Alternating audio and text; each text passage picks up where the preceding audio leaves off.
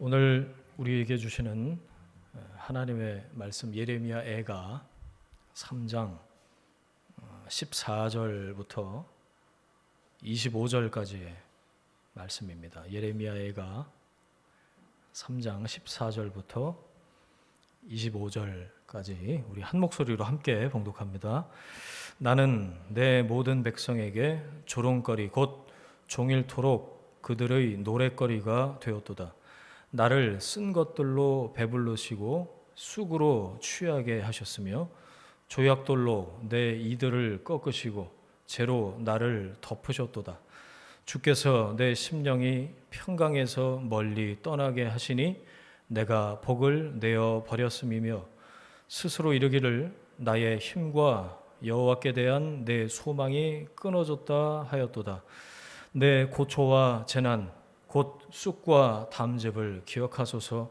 내 마음이 그것을 기억하고 내가 낙심이 되오나 이것을 내가 내 마음에 담아두었더니 그것이 오히려 나의 소망이 되었사옴은 여호와의 인자와 긍휼이 무궁하심으로 우리가 진멸되지 아니함이니이다.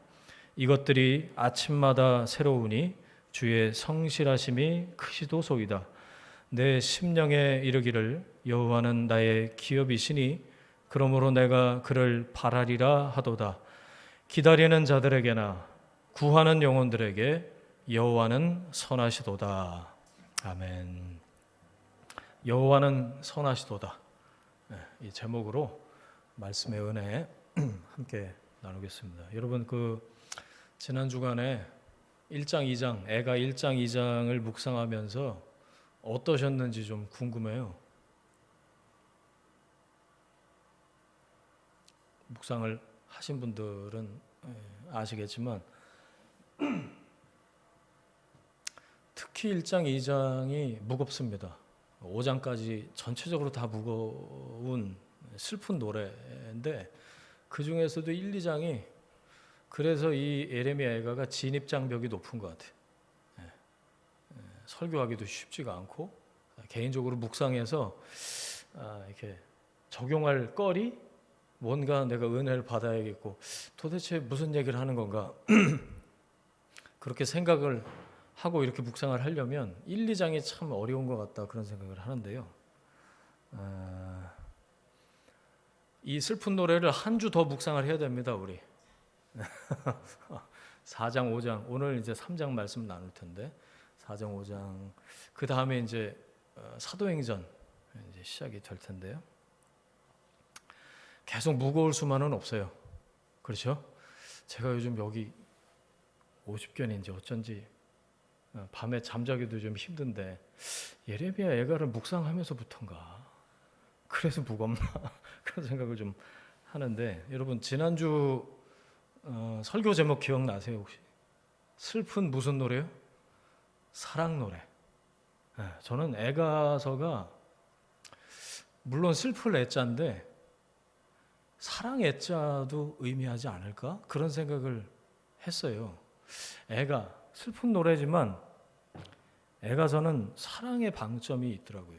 현실은 슬퍼요. 더 이상 고통스러울 수가 없는데 하나님이 우리를 향한 나를 향한 사랑이 여전하시다. 그리고 내가 하나님을 향한 사랑 그 단초도 여기서 발견할 수 있어요. 오늘 본문 안에 그게 있더라니까요. 보셨어요 혹시?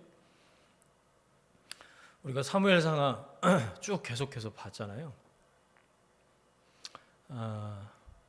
다윗의 생애에 있어서 이 바닥을 찍고 우상향하는 포인트가 어디라고 우리가 같이 묵상을 했었는데 기억나세요? 아둘람굴. 마치 그런 것처럼 이 애가서의 슬픈 바닥을 찍는 것이 저는 애가 3장이라는 생각을 했어요. 그러니까 극적인 반전이 3장에서 딱 일어나기 시작하는데 그게 보이셨는지 좀 궁금해요. 오늘 설교 제목이에요. 욥기를 안 볼 수가 없습니다. 그래서 이따가 욥기를 잠깐 볼 텐데 욥이 그래서요. 일반적으로 당할 수 없는 그런 재난이죠 그야말로 하루아침에 자식들 다 죽고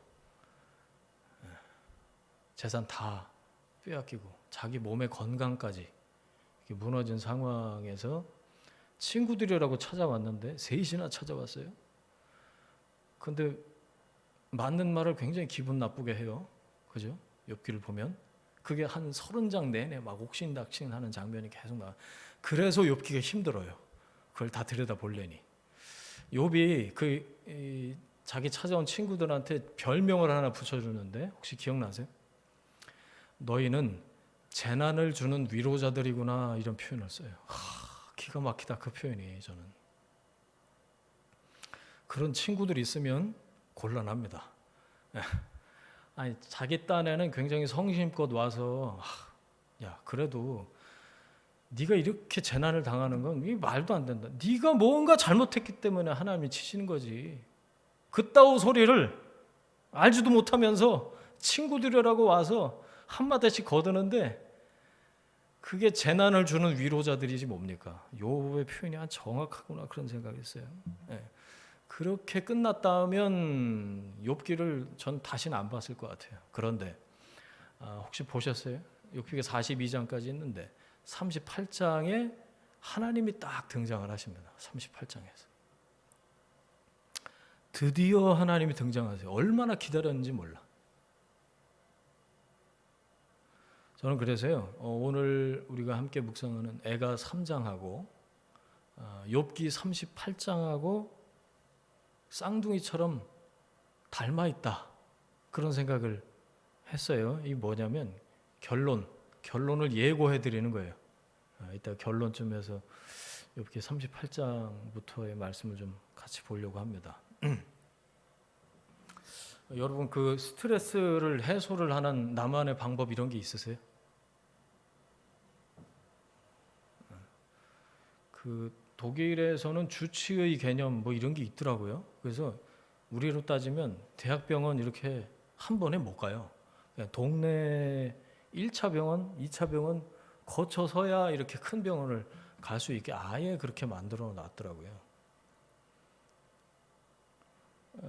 그래서 제가 섬기던 교회에 집사님이 소아과인가 뭐 이렇게 내과 의사셨는데 물론 이제 독일 사람들 진료하고 한인들 이제 교회 성도들도 거의 그래서 교회의 주치의처럼 그런 역할을 하셨는데요. 갈 때마다 그 얘기를 하셨던 게 제가 기억이 나요. 목사님, 스트레스 관리하셔야 됩니다. 스트레스가 많은 걸 어찌 아시고 그렇게 얘기를 해요. 스트레스 관리하셔야 되고 4가지 얘기하셨어요. 수면, 그다음에 운동, 식이, 먹는 거. 이 4가지만 잘 컨트롤이 되고 관리가 되면 일단은 육체 건강은 염려할 게 없다. 그런 말씀을 하셔서 아멘 그랬던 기억이 나요. 네. 여러분 스트레스를 푸는 나만의 방법 이런 게 있으시냐 하는 거예요. 운동 좀 꾸준히 하고 계신지. 어떤 분들은 이제 주로 여성분들이 그런 것 같은데 수다도 좋은 스트레스 해소법인 것 같아요. 취미생활이나 뭐 다 마찬가지인데 다 좋아요. 다 중독으로 가지만 않으면 뭐든지 괜찮다 그런 생각을 하는데 그런데 그거 말고요. 인생에 찾아오는 문제가 그냥 뭐 스트레스만 이렇게 흘게 주고 넘어가는 그런 문제들만 있는 게 아니잖아요. 내가 도저히 감당할 수 없는 그런 문제들 이거 어떻게 풀어요? 이 방법이 있으세요? 저는 보니까 그때그때 다른 것 같아요. 그 문제의 난이도에 따라서 접근 방법이 달라지더라고요. 발등에 떨어진 불은 이거부터 꺼야 돼요. 그러니까 긴급하게 발등에 떨어진 불은 긴급하게 반응을 해야 되죠. 아마 대부분 그러실 거예요. 그런데 정말 답이 안 나오는 그런 문제들이 있잖아요. 그런 문제들에 대해서는 여러분 어떻게 푸는 방법을 갖고 계십니까? 이건 뭐 수학 문제 풀듯이 공식이나 있으면 좋겠는데 그런 것도 없고, 그렇죠? 이게 더더군다나 그냥 정신적인 스트레스가 넘어서서 실질적인 고통으로 다가오면 심각한 일입니다. 문제는 예수 믿으면서도 이런 심각한 극심한 고난에 처할 때가 있다는 거예요. 고난에서 면제받지 않았습니다. 그리스도인이라고 해서. 하나님은 우리를 고통 가운데 이렇게 내어버려 두실 때가 있어요. 그럴 때 어떻게 하시냐는 거예요. 꾸역꾸역 버틴다고 극복이 되던가요? 아니면 주야로 시편 1편에 주야로 말씀 묵상을 하고 그랬는데 주야로 문제를 묵상한다고 그게 해결이 되던가요? 네. 그러니까 제가 이렇게 얘기하는 건 해결책을 무시하는 말이 아니고 고난을 묵상하는 게 지름길이 아니다 그 얘기를 드리는 거예요. 여러분 고난 가운데 있을 때 이거 기억하셔야 돼요. 고난을 묵상하지 말고 하나님을 바라보십시오. 고난을 묵상거리로 삼아서 주야로 그 문제를 머리 질끈 동여매고 밤이나 낮이나 그거 묵상한다고 해서 해결이 안 되더라 이거. 그러면 고난을 묵상할 이유가 없는 거예요. 하나님을 바라봐라 이겁니다. 저는 그런 생각했는데 고난이라는 문제를 내신 출제자이신 하나님의 의도를 파악하는 게 고난을 푸는데 더 적절하고 빠르지 않겠나 그런 생각을 했어요. 물론 우리 삶에 찾아오는 모든 고난과 고통의 문제가 하나님이 다 문제로 내신 건 아니에요. 그런데 내 힘으로 도저히 풀 수 없는 그런 고난과 고통의 문제, 반복해서 엄습하는 그런 문제들을 우리가 맞닥뜨릴 때 하나님이 내셨다면 그 출제자, 그 문제를 내신 출제자의 의도를 파악하는 게 훨씬 더 지혜로운 접근이 아닌가. 그걸 한마디로 얘기하면 고난을 묵상하지 말고 하나님을 바라보자라는 거예요. 그분이 어떤 분이신지 알면 하나님의 어떠하심을 우리가 깨닫고 알게 되는 만큼 문제 풀기가 좀 더 수월해지지 않겠나라는 거죠. 여러분 믿는 사람이요 다른 지점이 바로 여기입니다. 예수 믿는 게 뭐가 다른 거예요? 뭐 일요일에 교회 가는 게 달라요?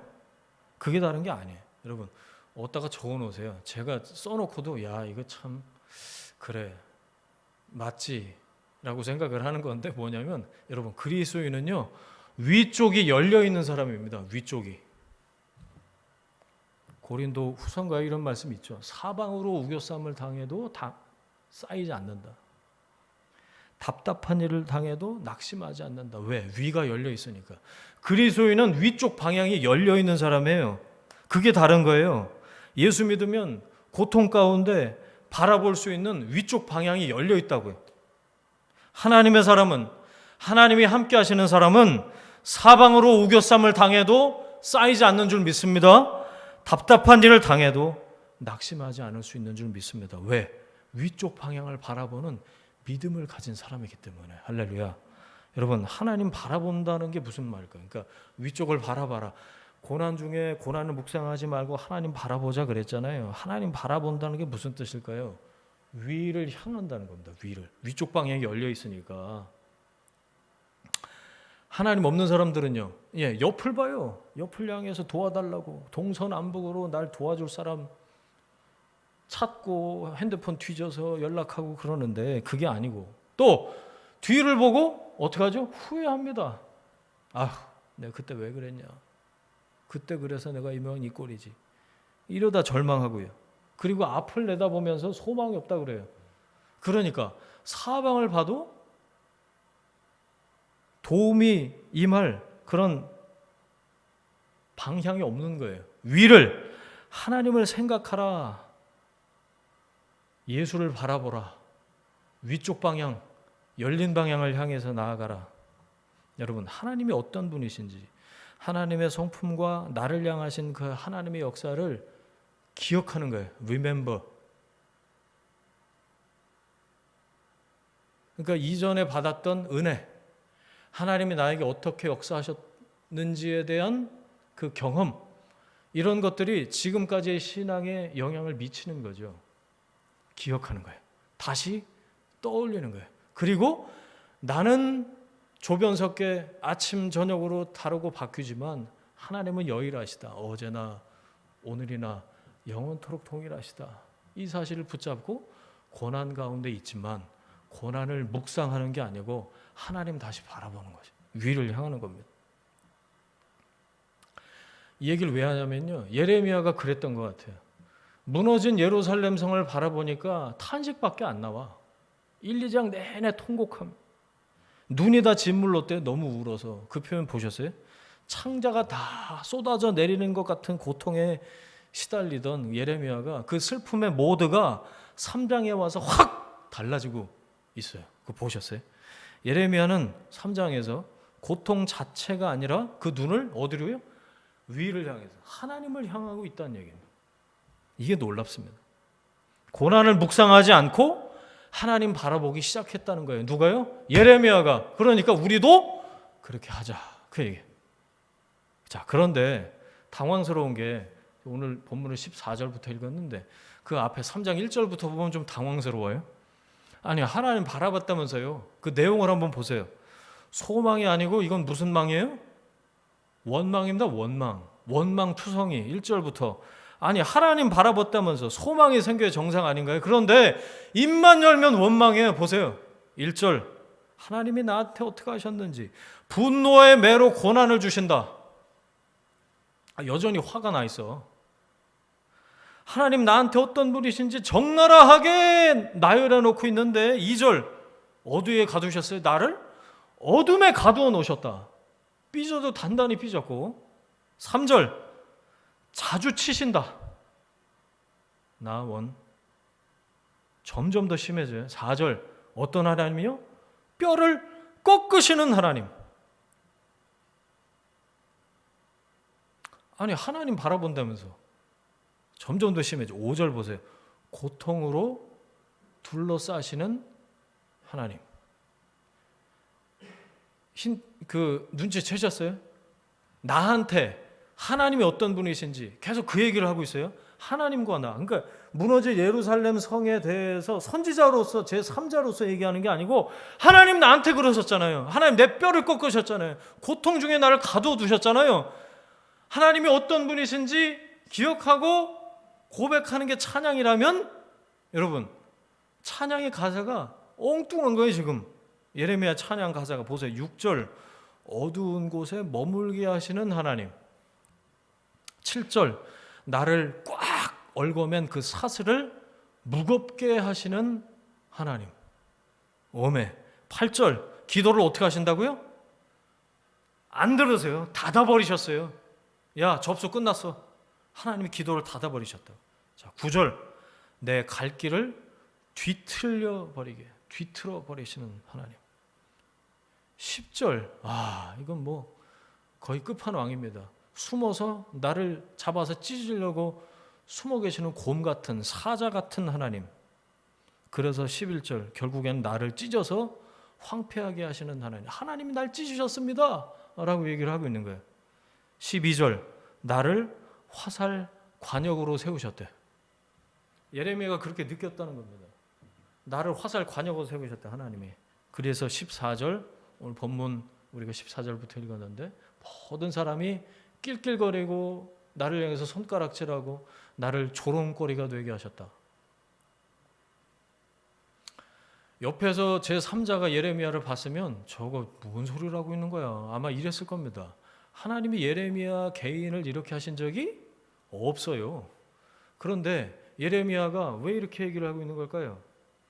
예루살렘 성과 이스라엘 백성들과 자기 자신을 동일시해서 하나님이 나를, 이스라엘을 어떻게 하셨는지에 대해서 상징적으로 지금 표현해 놓고 있는 건데, 이게 하나님 바라보는 건 맞는데, 하나님이 어떤 분이신지를 떠올리고 생각하는 건 맞는데, 하나님이 나한테 이렇게 처절하게 말도 안 되는 재난으로 나를 거의 죽음의 현장에 갖다 놓으셨다. 이런 고백을 하고 있는 거면 뭐가 느껴지세요, 여러분? 이래도 됩니까? 선지자가? 감히 하나님한테 선지자가 망발을 늘어놓고 있는 거잖아요. 이거는 1절부터 쭉 읽으면서 아유, 힘들었나 보네.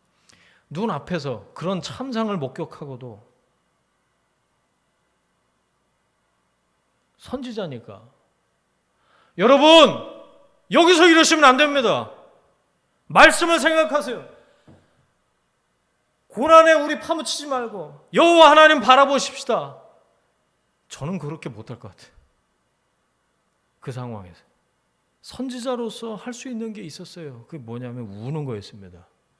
그 상황에서 그냥 널브러져 앉아서 철철철철철철 울기만 했다는 거예요. 그래서 예레미야가 별명이 눈물의 선지자예요. 울다가 겨우 꺼낸 말이 뭐죠?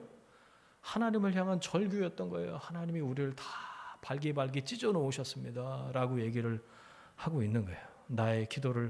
우리의 기도를 완전히 닫아버리신 하나님, 우리가 아무리 기도해도 듣지 않으시는 하나님, 우리들의 갈 길을 뒤틀려버리게 다 만들어 놓으신 하나님, 곰과 사자같이 숨어서 기다리다가 우리를 찢어서 황폐하게 만들어 놓으신 하나님, 여인들이 자기가 낳는 아이를 삶아 먹게 하시는 하나님. 예레미야는 끝까지 간 거예요. 지금 자기 자신에 대해서는 물론이고 이스라엘에 대해서도, 심지어 하나님에 대해서도 희망할 수 없는 그런 상태가 되어 버린 겁니다. 자, 그걸 한 글자로 얘기하는데 18절 보세요. 3장 18절. 힘도 끊어졌고 소망도 끊어졌다. 여러분, 이럴 때 있으시죠? 기대할 게 아무것도 없다는 뜻이죠. 견디고 버텨왔는데 이제 정말 끝이다. 인내도 끝났고 소망도 끊어졌다. 이전에는 그래도 하나님 바라보면서 다시 기도하고 돌이켜서 하나님의 개입을 기대하면서 소망을 가졌는데, 그런데 지금은 하나님께 어떤 도움도 바랄 수 없는 지경이 됐다, 그거죠. 떠오르는 생각은 딱 하나입니다. 뭐죠? 여러분, 이럴 때 무슨 생각 떠오르세요? 죽고 싶다요. 죽고 싶다. 이제 정말 끝내야 되겠다. 그런 생각이 떠오르죠. 이대로 끝내버리는 게 차라리 낫겠다 싶어요. 그래도 자살하면 안 될 것 같으니까 하나님 죽여주십시오 이렇게 기도하잖아요. 엘리야가 죽기 살기로 도망와서 로뎀나무 아래에서 너덜너덜해진 엘리야가 널브러져서 있는 그 심정이에요. 예레미야의 심정이. 이 부분을 이렇게 묵상하면서 그런 생각했어요. 여러분, 교회 나와서 기도할 수 있는 건 그나마 다행이에요. 기도조차 할 수 없을 때가 있습니다.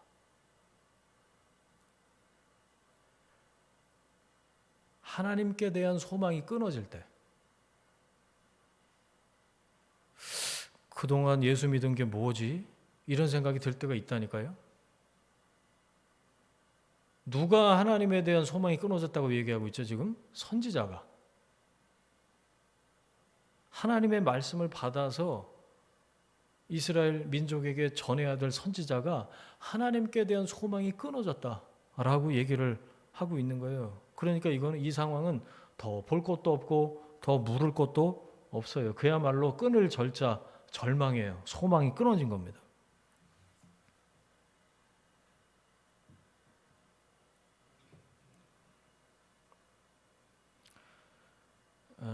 두 가지 이미지가 생각이 났는데, 터널, 첫 번째는 터널이고 두 번째는 동굴이에요.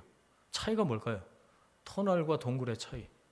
터널은 암만 길어도 끝이 있다. 저쪽 반대 방향에 뚫려 있다. 그걸 믿고 터널 안으로 우리가 들어가는 거지.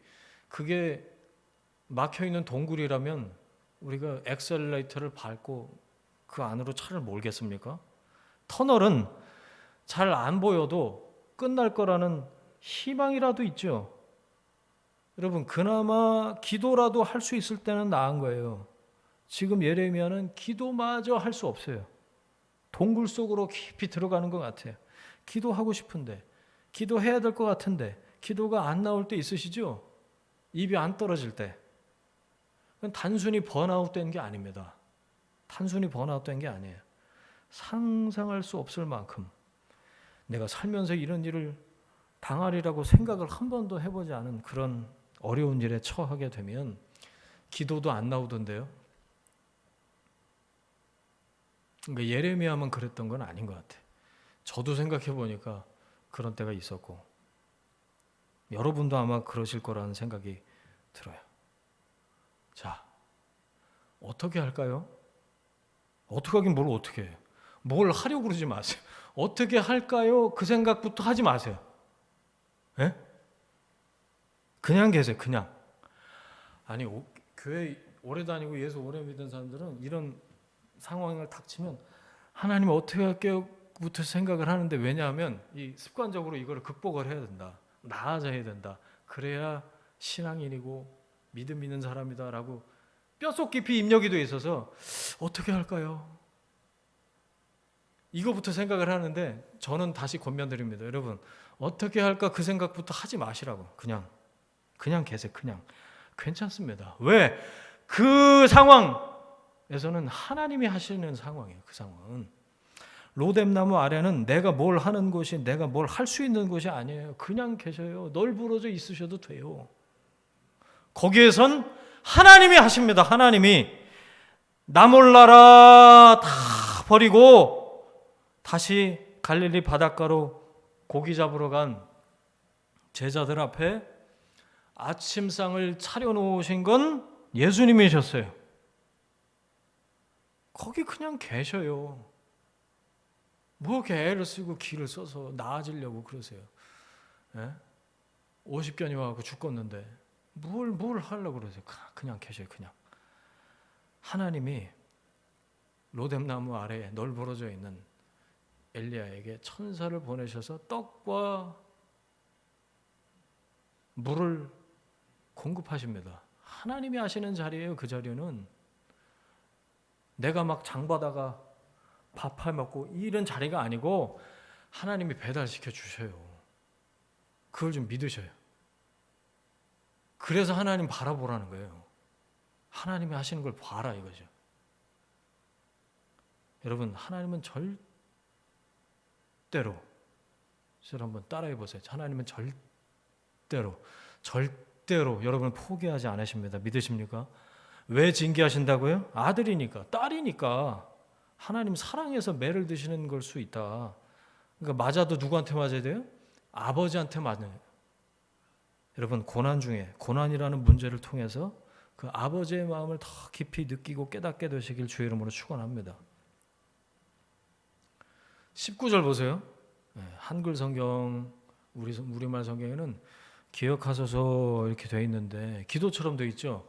기억하소서 그러면 기억하는 주체가 누구죠?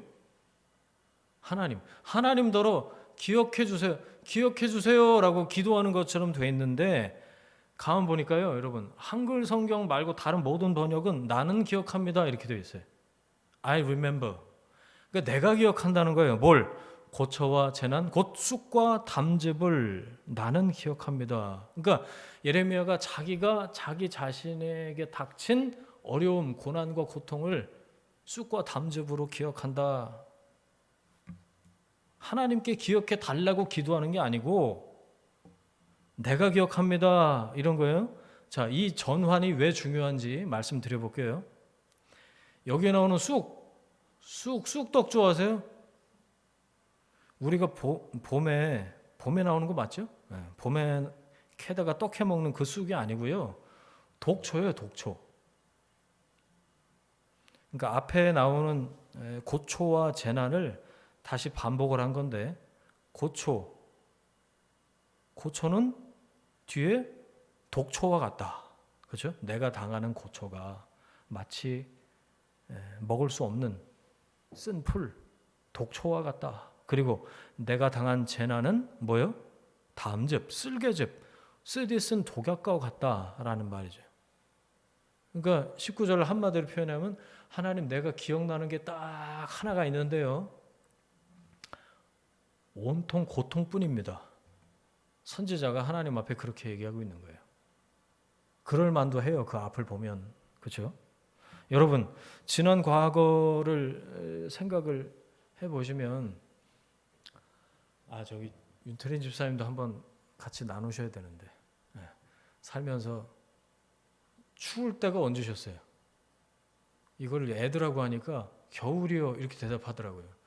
그거는 그 추울 때가 아니다. 그러면서 이제 나눴던 기억이 나는.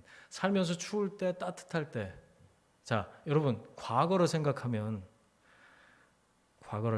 지나온 과거를 생각하면 즐겁고 행복하고 따뜻하고 이런 기억이 먼저 떠오르세요? 아니면 슬프고 힘들고 쓸쓸하고 이런 기억이 먼저 떠오르세요? 그 양 말고 먼저 떠오르시는 거. 아마 양도 그렇고 먼저 떠오르는 것도 그렇고 후자 쪽이 많으실 거라 생각해요. 통계적으로 제가 해보니까 저도 마찬가지고. 그리고 죄송한데 나이를 점점 먹으면서 기억나는 건 기쁘고 밝고 행복한 그런 나날들보다 슬프거나 별일 없이 무덤덤하게 지나갔던 고통을 견뎌냈던 그런 시간들이 대부분이던데요. 여러분들도 혹시 그러셨는지. 최근에 그리고 그런 일들을 많이 겪었으면 아마 더 그러겠죠. 예레미야를 뒤덮고 있는 건 지금 과거에 하나님 내가 기억하는데 온통 다 고통입니다 라고 얘기를 하고 있는 거예요. 자, 20절 내 마음이 그것을 기억하고 내가 낙심이 됩니다. 그것이 그 앞에 나오는 19절 그거죠. 재난과 고초, 쓸개즙, 담즙, 독약. 하나님 고통이에요. 내가 그걸 기억하고 낙심이 돼요. 자 보세요. 독초와 독약 같은 생각에 사로잡히니까 낙심이 되죠. 왜? 과거에 그랬으니까 앞으로도 그럴 거라 이렇게 생각을 하게 되는 거예요. 자연스레. 그러니까 낙심이 되죠. 떨어질 낙자, 마음 심자, 마음이 떨어지는 겁니다. 히브리어 성경에는 이걸 가라앉는다, sinking 이렇게 되어 있어요.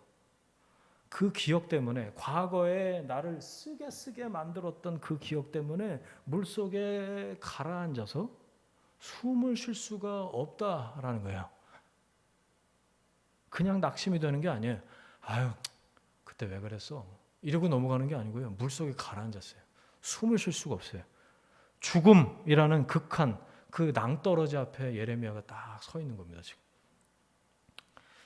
절망이라는 단어하고 세트로 이렇게 따라붙는 손님이, 반갑지 않은 손님이 있는데 그게 기억이라는 단어입니다. 19절, 20절에 2번 나와요. 그렇죠? 보셨어요? 기억하고. 절망의 부록같이 따라붙어요. 그게 바로 기억인데 이게 좋은 추억일 리가 없죠. 낙심되게 만드는, 나를 가라앉게 만드는 기억이에요. 자, 보세요.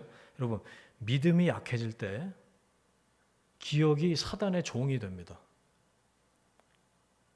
그렇게 사단의 종이 된 기억은 믿음이 약해질 때 나를 찾아와요. 나를 방문해 와요. 다시요. 믿음이 약해질 때 기억은 사단의 종이 돼서 나를 찾아온다고요. 내가 기억하고 싶지 않은, 죄송해요 떠오르게 만들어서, 내가 기억하고 싶지 않은 갖가지 사건들을 빼곡히 적어서 한 바닥 A4 한 바닥 다 빼곡히 적어서 갖고 와요. 사단의 종이 된 기억이 절망과 부록이 돼서 믿음이 약해진 나를 찾아온다고요. 이미 용서받았어요. 해결됐어요. 그런데 그 죄의 목록들을 수북이 쌓아갖고 와요. 기억이. 손에는 뭘 들고?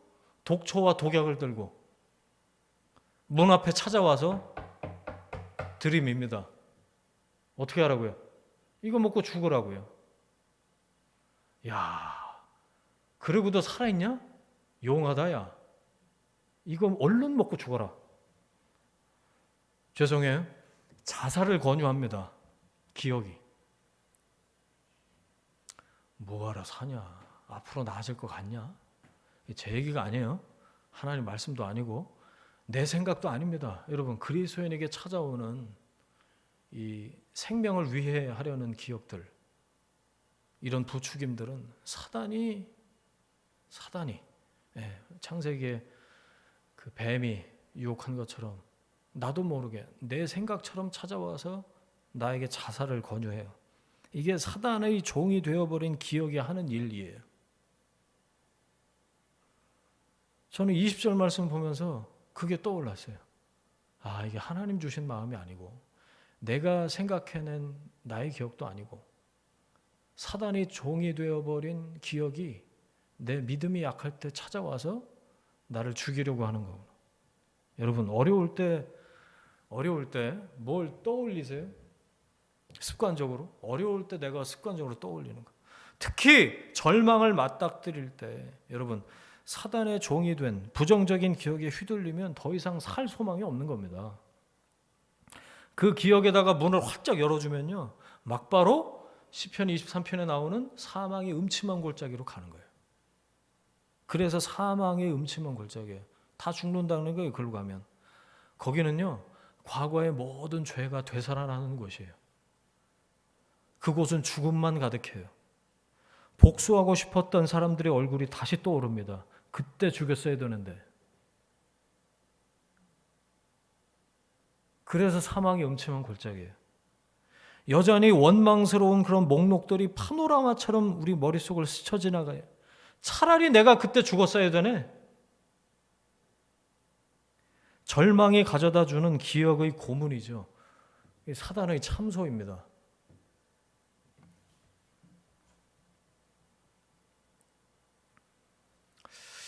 얼마나 그 끔찍한 장면을 보고 놀랐을까를 이번 주 내내 생각을 했어요. 자기 자녀들을 삶아먹는 장면을 예레미야가 보고 얼마나 소스라치게 놀랐을까. 눈을 떠도 아마 보였을 거고 눈을 감아도 보였을 것 같아요. 주님, 그것만 기억하면 죽을 것 같습니다. 예레미야가 그 얘기를 하고 있는 거예요. 왜 그럴까요? 그것을 기억해서 그래요. 그것만 기억하니까 그러는 겁니다. 그러니까 사망이 음침한 골짜기인 거예요. 강렬했겠죠. 잊기 힘들었을 겁니다. 눈을 감아도 떠도 기억이 나니까. 하지만 왜 그 생각에만 머물러 있냐고요. 회개한다는 건 죄악으로부터 돌이키는 것만이 아닙니다. 하나님 반대편에 있는 모든 것으로부터 하나님께로 방향 전환하는 게 회개예요. 생각도 회개해야 됩니다. 판단도 회개해야 합니다. 내가 단정을 내린 것으로부터 회개해야 됩니다. 판결을 내린 것으로부터 회개해야 돼요. 하나님 우리를 재판관으로 세우시지 않으셨어요. 내가 왜 하나님이 돼서 판결을 하냐고요. 그 사람은 그래. 안 바뀔 거야. 내 생각이죠. 그리고 과거의 기억에 사로잡혀서 판단을 해버린 여러분, 그 자리에 머물러 있으면 사망의 음침한 골짜기로 가는 거예요. 너 죽고 나 죽자 이렇게 돼요. 처음에는 약간 삐졌다가 점점 그 골짜기 안으로 들어가면 너 죽고 나 죽자 이렇게 된다니까요. 회개해야 됩니다. 여러분, 판단을 회개하십시오. 단정을 회개하십시오. 생각을 회개해야 돼요. 방향을 하나님께로 전환하는 게 회개입니다. 나를 사망의 음침한 골짜기로 내모는 모든 기억들은 하나님이 주시는 게 아니다. 여러분 이걸 기억하세요. 사단의 참소예요. 어떻게 참소하는지 사단이 저한테 이렇게 참소하더라고요. 너는 니네 집안은 좀 생각해봐라. 태어나길 넌 그런 집안에서 태어났어. 자라면서 뭐 좋은 일이 있었냐? 눈 씻고 찾아봐도 없지. 그리고 그때 그 일 기억나지? 너를 지금 이 모양 이 꼴로 만들었지 않냐? 세상이 너를 버린 거야. 그리고 용케 예수 믿었지만 네 믿음도 별 볼 일 없어. 그지? 너도 인정하지? 그만해. 뭘 더 바라겠냐? 그 끝은 죽음. 사단의 말입니다. 내 생각이 아닙니다. 하나님 말씀이 아닙니다. 어떻게 해야 되겠습니까? 끄떡끄떡 거리고 있으면 안 돼요. 그 문 앞에서 그러다가 문 열어주면 큰일 난다고요. 여러분의 눈과 귀와 생각을 말씀으로 돌이키시길 바랍니다. 하나님을 대적해서 높아진 건 다 무너져야 돼요. 그 생각을 사로잡아서 그리스도께 복종케 하는 훈련. 사단이 주인이 되는 꼴을 언제까지 보고만 계실 거냐고요. 그때마다 사단이 주인 노릇하는 거거든요. 언제까지 계속 끌려다니실 겁니까? 그러다 죽습니다. 살아야죠. 그렇죠? 살아야죠. 살되 기쁘고 행복하게 제대로 하나님 나에게 허락하신 그 삶의 길을 따라서 살아야죠. 사시길 축원합니다. 살아나시길 축원합니다. 네, 그래야 돼. 자, 드디어 반전의 단초 터널 저 끝에서 한 줄기 빛이 쫙 스며들어 오는데 그게 21절이에요. 자, 20절 다시 보세요. 그것을 기억하니까 재난과 고초와 쓸개즙, 담즙, 독초, 독약을 기억하니까 다 죽겠습니다. 그걸 기억하고 다 가라앉았습니다. 하나님이 날 다 찢으셨잖아요. 그러다가 21절 하지만 접속사가 거기 나와요. 20절 마지막에 그렇죠? 하지만 이것을 내 마음에 담아두었더니 오히려 나의 소망이 되었습니다. 거기다 밑줄 그시고요. 소망의 동그라미. 여러분 그 예전 개역 한글판 성경으로 이 구절 혹시 아시는 분 계세요? 저는 그 표현이 훨씬 더 원래 의도에 가깝다라고 생각을 했어요. 뭐냐? 중심에 회상한 적 오히려 소망이 있사오면 이렇게 나와요. 그 옆에다 좀 적어 놓으실래요? 중심에 회상한다. 아니 이 좋은 표현을 왜 개역 개정판에서 이렇게 바꿨는지 모르겠어요. 중심에 회상한다.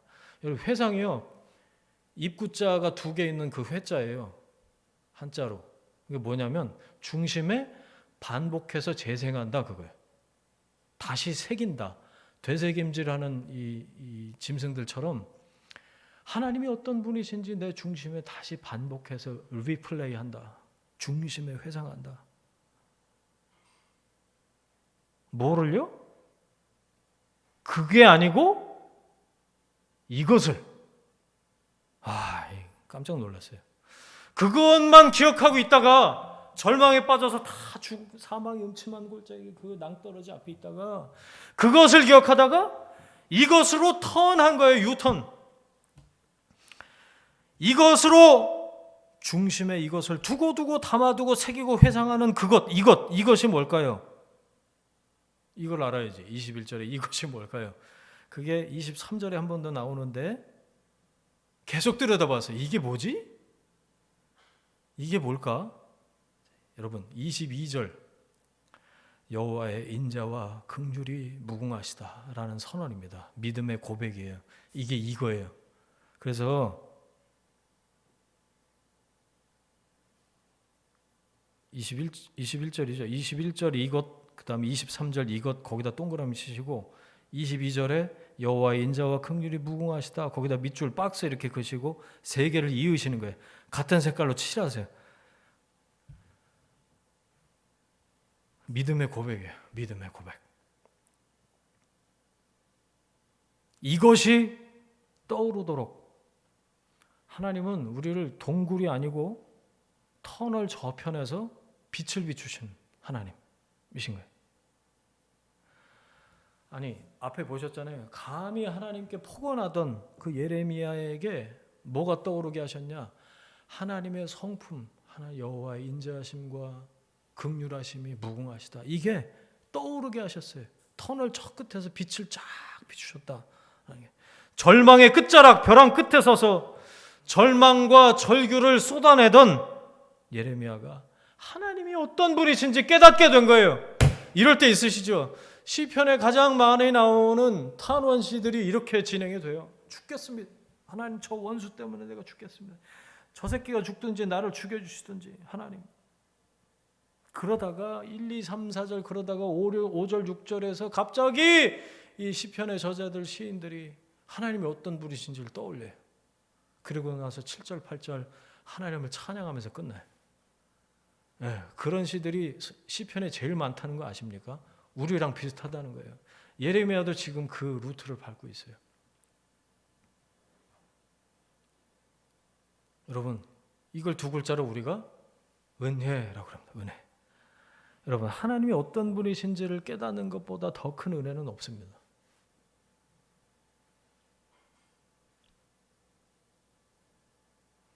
하나님의 성품이 우리 가운데 떠오르는 거 이게 은혜예요. 하나님이 우리에게 주신 은혜. 하나님이 생각나게 하셨습니다. 네. 내가 생각해야지. 그분을 붙잡아야지. 그게 아니고 하나님이 터널 저 끝에서 빛을 쫙 비추신 거예요. 언제 비추실지는 몰라요. 그런데 비추십니다. 우리는 동굴 속에 갇혀 있지 않아요. 터널 안에 있지만 하나님이 비추신다고요. 하나님이 찾아오시는 거죠. 그러니까 로뎀나무에 있을 때 어떻게 하시라고요? 그냥 계시라고요. 그냥 계셔요. 괜찮아요. 그리고 심지어 예레미야처럼 욕을 이 욕이지 뭐예요? 13장 1절부터 나오는 거예요. 욕이에요, 욕. 욕을 했지만 그렇게라도 하나님 바라보는 예레미야에게 하나님이 빛을 비추신 거예요. 그러니까 이 적용을 잘 하셔야 되는데 그렇다고 예레미야 따라하지 마세요. 하나님한테 욕해도 괜찮습니다. 이런 말 하는 건 아니에요. 그런데 뭐냐? 정직한 반응이 필요하다는 얘기입니다. 괜찮다는 거예요. 네. 애가 어릴 때는 철이 없으니까 부모 앞에 와서 투정 부리다가 막 쌍소리도 하고 근데 나이 먹으면 이제 쳐 맞아야지. 그죠? 네. 그런 이 성장 과정을 생각을 하면 하나님 앞에서도 우리가 그런 믿음의 성장 과정 안에 있을 때 이런 반응들이 있을 수 있다. 하나님 그것까지 받아주시고 억셉트해 주시는 인자와 긍휼이 무궁하신 분이시다. 그 얘기야. 이 와중에도 우리가 진멸되지 않는 까닭이 있는데 주님의 그 다함 없는 사랑과 끝없는 긍휼 때문이구나 라고 예레미야가 고백을 기어이 하게 되는 장면인 거예요. 하나님이 여전히 우리를 사랑하고 계시구나. 자식의 종아리에 매를 대시는 그 아버지 하나님의 마음을 깨닫게 된 거죠. 그 전까지는 몰랐어요. 맞기 전까지는 해맑았어요. 괜찮았어요. 다 잘하고 있는 줄 알았어요. 그런데 맞아보니까 막 속에서 욕이 튀어나와. 아직도 덜 된 거죠 뭐. 그런데 하나님께서 빛을 비추셔서 변화가 시작이 됐어요. 다윗의 아둘람 굴처럼 다시 바닥을 찍고 예레미야가 하나님 바라보는 시점이 됐는데 중요한 건 뭐냐? 상황은 바뀌지 않았다는 거예요. 아직도 4장 5장이 남아있어요. 뭐가 바뀌었어요? 기억하는 대상이 바뀌었습니다. 예레미야가. 이제 그것을 기억하지 않습니다. 더 이상. 이것을 중심의 회상, 반복해서 떠올려요. 여러분, 그걸 기억하면 낙심뿐이에요. 다 죽어요. 그것을 기억하는 대신 이것을 중심에 회상해야 됩니다. 어떤 상황 가운데에서도 나를 향한 하나님의 사랑은 영원하시구나. 이걸 노래하는 거예요. 찬양하세요. 떠올리기 제일 좋은 방법이 찬양인 것 같아. 하루 종일 찬양을 흥얼흥얼 거리실 때 있죠. 아까 뭔 찬양했나? 낮은 전 자꾸 낮이나 밤이나 낮이나인데 밤부터 가사가 밤이나 낮이나 어제나 오늘. 여러분 어떤 곡이든지 영원하신 하나님의 사랑을 노래하세요. 중심에 그것을 회상하십시오. 리플레이하세요. 계속 과거의 기억에 묶이지 마시고 하나님의 성품을 묵상하세요. 그게 사는 길입니다. 그게 하나님께서 비추신 그 빛을 붙잡는 거예요.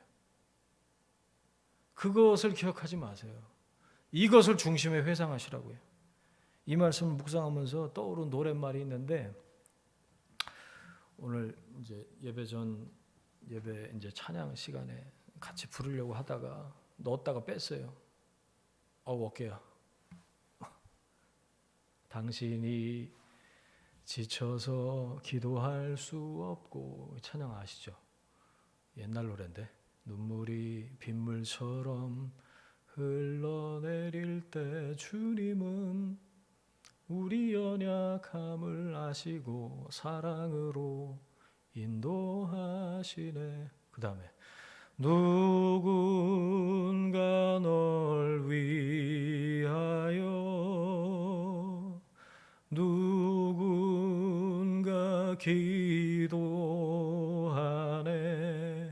내가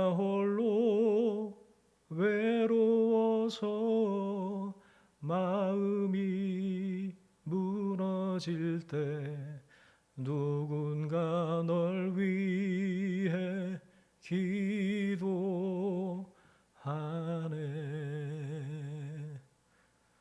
저는 이 찬양 부를 때마다 물론 저를 위해서 기도하는 많은 사람들도 생각이 나고 떠오르고 그렇지만 그 누구보다도 그 로마서 8장에 성령께서 말할 수 없는 탄식으로 위해서 기도하신다. 그 말씀이 계속 떠올라요. 말할 수 없는 탄식으로 기도를 하신다. 내가 아무한테도 말할 수 없는 탄식 가운데 있다는 걸 성령이 아시는구나. 다른 사람 다 몰라도 성령이 그걸 아시는구나. 그래서 말할 수 없는 탄식 가운데에서 나를 위해서 기도하시는구나. 그 성령님이 내 안에 계시는구나. 아무도 몰라줄 때, 또 그럴 때 있잖아요. 가까운 사람한테도 얘기할 수 없는 그런 때가 있잖아요. 근데 성령님이 말할 수 없는 탄식으로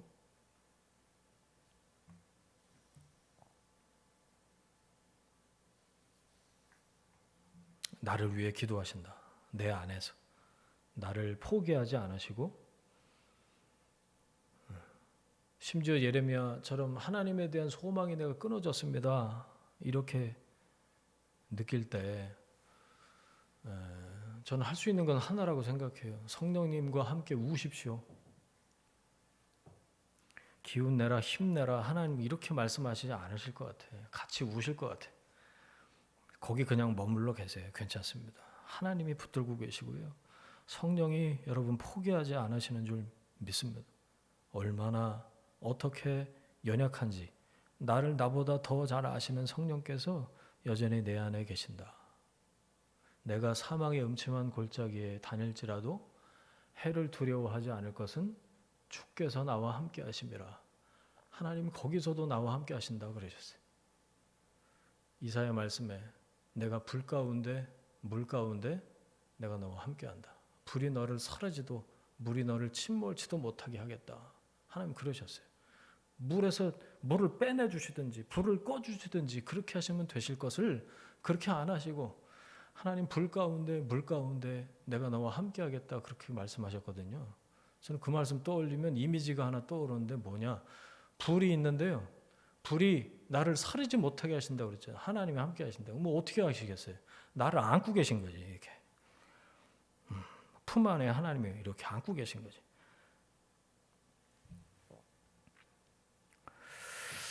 예, 원고에 없는 얘기 한참 했습니다. 23절 아까 이으셨죠? 그 동그라미 만드셔서. 23절 이것들이 여호와의 인자와 긍휼이 무궁하시다. 이 믿음의 고백이 언제요? 아침마다 새롭습니다. 주의 인자는 끝이 없고 주의 자비는 무궁하며 아침마다 새롭고 늘 새로우니. 간밤엔 죽을 것 같았어요. 그러셨죠. 이렇게 끝나나 싶은 그런 밤이 있습니다.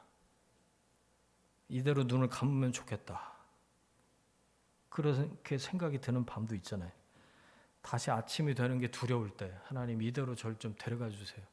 이럴 때 있으시잖아요. 하지만 다시 해가 떠오르면요. 하루가 또 사라지던데요. 사라집니다. 근데 이게 어쩔 수 없이 연명하는 게 아니에요.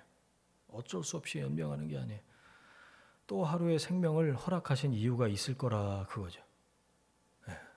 하나님 나에게 또 하루의 생명을 허락하신 이유가 분명히 있습니다. 그러니까 괜찮아요, 여러분. 아침마다 뭘 확인하죠? 주의 성실하심을 확인하는 거예요. 내가 얼마나 애를 쓰고 기를 쓰는지, 내가 하나님 앞에 성실한지 신실한지가 아니고 아침마다 주의 성실하심을 떠올리는 거예요. 그 따뜻한 햇빛을 그냥 쬐면 됩니다. 그저 주님 바라보면 된다라는 거죠. 할렐루야. 24절 내 영혼아 그를 바라라. 드디어 예레미야는 자기 자신에게 선포하고 있습니다. 내 영혼아 주님을 바라볼지어다. 자기 자신을 향해서 선포하는 겁니다. 내가 얻을 유산 기업은 하나님 한 분뿐이시다. 내가 주님 바라봅니다. 밤이나 낮이나 밤이나 어제나 오늘도 어제나 내일이나 주님을 기다립니다. 하나님을 생각하는 거죠. 하나님이 어떤 분이신지를 반복해서 떠올리고 나에게 행하신 하나님을 찬양합니다. 말씀을 보고 예배하는 겁니다. 나를 살리는 생명의 말씀 앞에 머무는 겁니다. 사랑하는 아버지 품 안에 안기는 거죠. 아침마다 새롭게 된다. 저는 이걸 보면서 내가 하나님께 잊혀진 존재가 아니구나라는 그 생각했어요. 하나님 그의 성실하심을 아침마다 나에게 베푸신다. 하나님 나를 결코 잊고 계시지 않으시는구나. 지난밤엔 죽을 것 같았다니까요. 하나님 날 다 잊으셨어. 하나님이 어디서 있기는. 이런 생각하다가 자고 일어났더니 주의 인자와 긍휼하심이 무궁하시다. 아침마다 주의 성실하심이 나를 붙잡고 계시구나 라는 걸 깨닫게 됐다라는 예레미야의 고백, 우리의 고백이 되기를 원합니다. 말씀을 정리하겠습니다. 한 군데 좀 찾아보겠는데 시편 84편 시편 84편을 한번 찾아보겠습니다. 욥기 뒤에 그렇죠? 욥기 시편 이렇게 있죠. 시편 84편 만군의 여호와여 찾으셨어요? 만군의 여호와여 주의 장막이 어찌 그리 사랑스러운지요. 내 영혼이 여호와의 궁정을 사모하여 쇠약하며 내 마음과 육체가 살아계시는 하나님께 부르짖나이다. 지금 시편의 저자가 세상 어디에도 소망이 없는 거예요. 그래서 하나님 계신 곳 여호와의 궁정을 사모하는 마음으로 쇠약했다. 말할 수 없이 처참하고 비참한 일들이 비일비재하고 과거의 기억들은 좌절하게 만들 뿐입니다. 여러분 시편의 저자의 고백처럼 뭘 구해야 돼요? 그럴 때 근심의 부재가 아니고 하나님의 임재를 구하십시오. 이 말도 제가 만들어낸 말인데 아주 적절한 말인 것 같아요. 근심의 부재가 그걸 위해서 기도하지 마시고 하나님의 임재를 구하세요. 주의 장막이 어찌 그리 사랑스러운지요. 여호와의 궁정을 사모하여 제가 쇠약합니다. 하나님이 여기 계신 건 맞죠? 하나님의 임재를 제가 사모합니다. 근심의 부재가 아니고 하나님의 임재를 사모합니다. 4절 주의 집에 성전에 사는 자들은 복이 있습니다. 그들이 항상 주를 찬송할 것입니다. 주께 힘을 얻고 그 마음에 시온의 대로가 있는 자는 복이 있나이다. 주의 집에 거하는 자 여러분이 되시길 축원합니다. 그 마음에 시온의 대로가 열릴지어다. 주님이 임재하시는 삶이에요. 시온의 대로 하나님이 그 길로 오신다는 거죠. 6절 그들이 눈물 골짜기로 지나갈 때 그곳에 많은 샘이 있을 것이며 이른 비가 복을 채워주나이다. 우리가 살면서 눈물 골짜기를 지난대요. 지나갈 수밖에 없죠. 지나오셨죠. 지금도 지나고 계시고 사망의 음침한 골짜기를 계속해서 걷습니다. 하지만 누가 계셔요? 목자 되신 주님이 거기서 함께 하시면서 인도하신다고 그랬어요. 그래서 눈물 골짜기에도 하나님이 함께 하신다. 믿으십니까? 많은 샘이 있을 것이다. 그 눈물 골짜기, 사망의 음침한 골짜기지만 목자 되신 아버지 되신 그분께서 함께 계셔서 거기서 샘이 있을 것이다. 목을 축이게 될 거다 그 얘기예요. 이른 비와 늦은 비, 가장 적절한 때에 임하는 하나님의 은혜가 있을 것이다 라는 얘기. 7절 그들은 힘을 얻고 더 얻어서 나아가 시온에서 하나님 앞에 각기 나타나리이다. 그렇게 힘을 얻어서 하나님 앞에 여호와의 임재 앞에 나아갈 수 있게 될 거다라는 얘기죠. 어떻게 이렇게 시편 84편의 내용이 오늘 말씀과 쫙 맞아 떨어지는지. 제가 애가를 묵상하고 시를 쓰면 이렇게 써야겠다라고 생각을 했는데 84편이 있더라고. 그래서 이 말씀을 같이 보자고 말씀드린 거예요. 자, 한 군데 더 남았죠. 욥기 38장 찾아서 한번 보겠습니다. 한 페이지 남았어요. 욥기 38장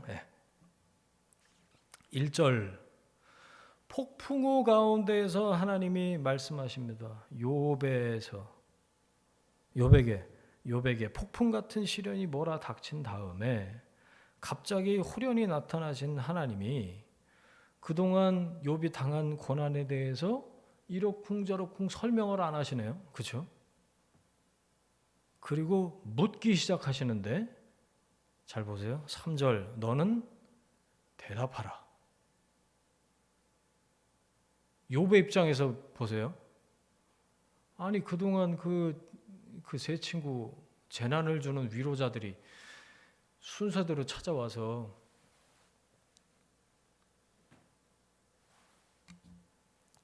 안 그래도 죽겠는데 하나님 오셨으면 야, 너 왜 그런 고난을 당한 줄 아니?부터 시작해서 찬찬히 좀 위로도 해주시고 설명도 해주시고 그래야 되는 거 아니에요? 욥의 입장에서 볼 때요. 그런데 나타나시자마자 하나님이 3절에 너는 대답해라 그러면서 4절부터 쭉 보시면요. 그게 41장까지 이어지는데 그 내용들이 기가 막힙니다. 내가 땅에 기초를 놓을 때 창세기 1장 생각나시죠? 내가 땅에 기초를 놓을 때 네가 어디 있었냐? 어디 있었겠뇨? 땅에 없었지. 그러니까 41장 내내까지 하나님이 계속 욥에게 물어보시는 내용이 뭐죠? 욥이 절대로 대답할 수 없는 것만 골라서 물어보시는 거예요. 그리고 대답을 하래요. 대장부처럼 허리를 묶고 대답해라. 아니 뭘 알아야 대답을 하지. 그 뒤로 한번 쭉 보세요. 도저히 대답할 수 없는 것들만 물어보세요. 이게 뭘까요? 피조물이 넘을 수 없는 창조주와의 간극, 넘어서는 안 되는 그 한계에 대해서 말씀하시는 거예요. 죽어라 고난당한 욥에게 하나님이 찾아와서 대뜸하시는 말씀이 피조물과 창조주의 한계에 대해서 말씀하고 계십니다. 그래서요, 예레미야 애가서의 주제가 3장에 있다면 욥기의 주제는 38장부터 41장까지가 욥기의 주제입니다. 이게 욥기의 결론이에요. 그러니까 혹자들은 책에서도 보고 주석에서도 봐도 42장이 욥기의 결론이 아니냐 이렇게 얘기하는데 저는 그렇게 생각하지 않아요. 욥의 반응이 욥기의 결론이 아니에요. 42장 중에서도 5절 내가 죽게 대하여 귀로 듣기만 하였으니 이제 눈으로 주를 배움나이다. 그렇지 이거지라고 거기다 밑줄 긋고 별표하고 빨간 칠하고 이런 분들이 계신데 그거는 좀 더 들여다보셔야 돼요. 한 3년 더 들여다보시면 욥기의 주제는 그 앞에 하나님이 하신 그 말씀 안에 있구나. 38장과 41장 그 안에 있구나. 하나님이 어떤 분이신가?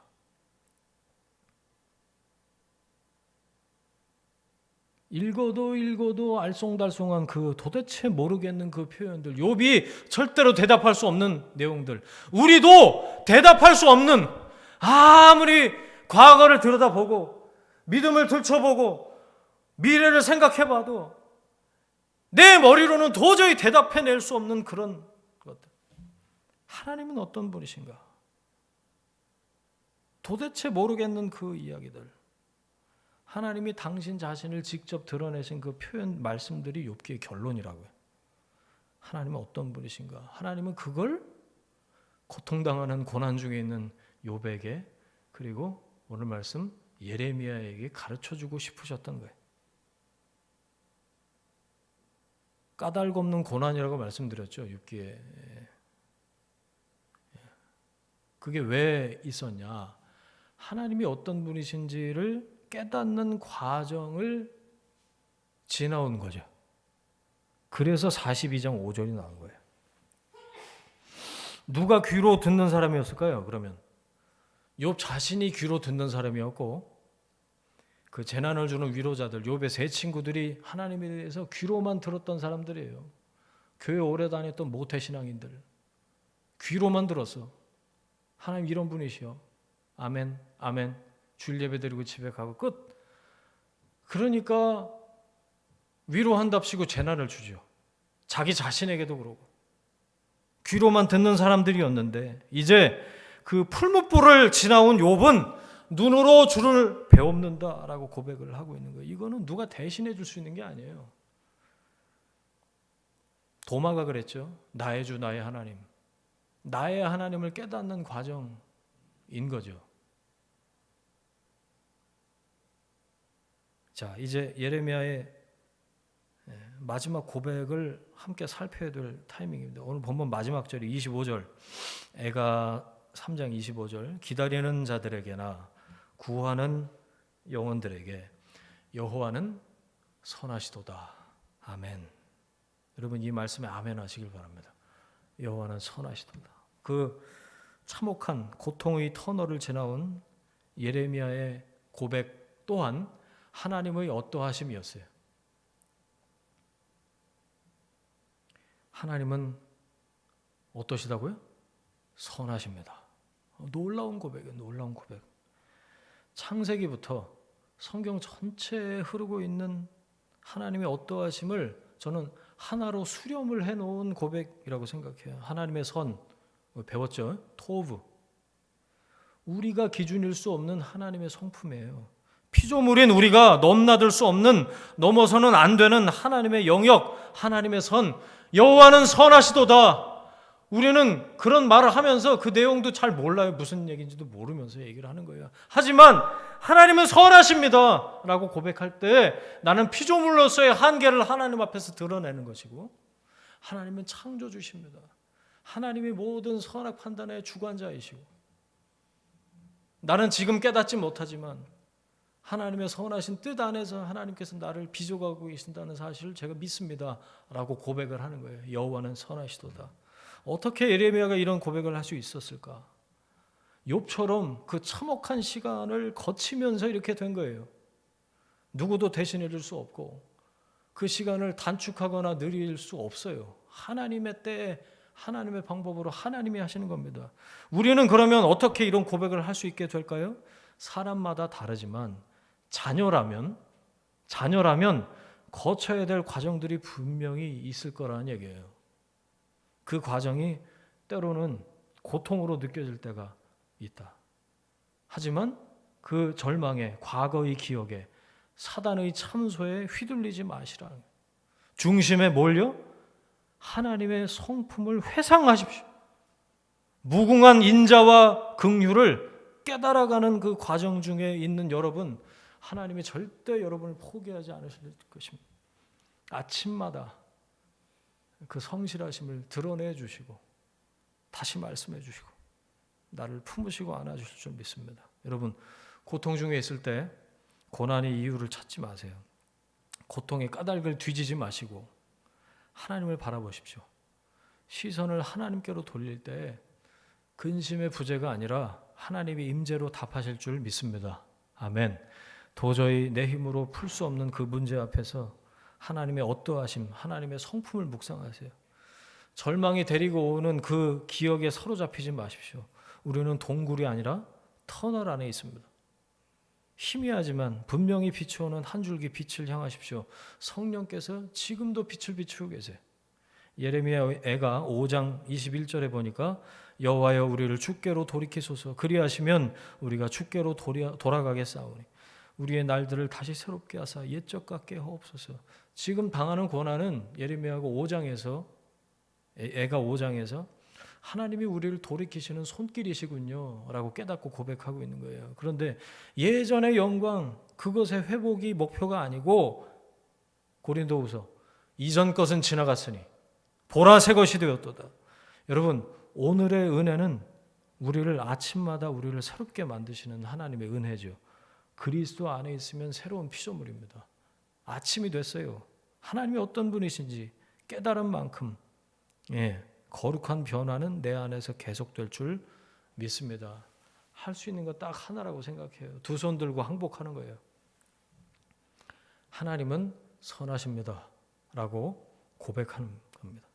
기도하겠습니다. 이 시간에 그렇게 좀 고백했으면 좋겠어요. 두 손을 드실 수 있는 분들은 두 손을 들고 항복하면서 하나님은 선하십니다 라고 고백하면서 기도했으면 좋겠습니다. 주신 말씀 각자 깨달은 말씀 붙잡고 우리 중심의 고백을 듣기 원하시는 주님 앞에 우리 합심해서 한번 같이 기도하겠습니다. 함께 기도합니다. 하나님 아버지 감사합니다. 여호와는 선하시도다. 예레미야가 그 고난과 극심한 고통 중에 다시 하나님 바라보고 하나님을 고백했던, 여호와 하나님을 향했던 하나님, 그런 예레미야의 심정으로 감당할 수 없었던 그런 고통 가운데 하나님의 어떠하심을 깨닫고 하나님 앞에 나아갔던 욥처럼 로뎀나무 아래에서 죽여달라고, 이제 생명을 거두어 달라고 얘기했던 엘리야처럼 주님, 우리가 하나님 앞에 하나님이 어떤 분이신지 그 깨달아가는 과정을 통해서 배우고 깨달아야 할 때 하나님, 우리가 두 손 들어 하나님은 선하십니다 라고 고백하는 우리 모두가 될 수 있도록 은혜 베풀어 주옵소서. 주님께서 그렇게 하실 줄 믿습니다. 영광 받아 주옵소서.